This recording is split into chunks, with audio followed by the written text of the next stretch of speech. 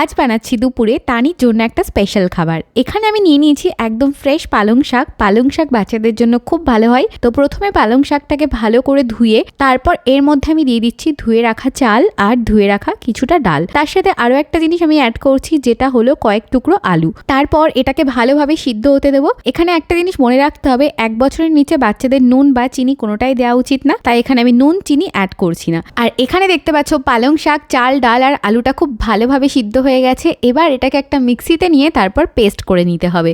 আর ব্যাস, এখানে রেডি হয়ে গেছে তানির ইয়ামি ইয়ামি দুপুরের লাঞ্চ। তো চলো এবার তানিকে খাইয়ে দেখানো যাক যে ও এটা খায় নাকি। যেহেতু প্রথমবার খাচ্ছে তো আমি একটু টেনশন করছিলাম যে ও খাবে নাকি, কিন্তু এখানে দেখতে পাচ্ছি তানি কিন্তু খুব ভালোই খাচ্ছে, বেশ নাচতে নাচতে এনজয় করতে করতে খাচ্ছে। পালং শাকে থাকে প্রচুর পরিমাণে ভিটামিনস আর নিউট্রিয়েন্টস, যা বাচ্চাদের খাওয়ানো কিন্তু খুব ভালো।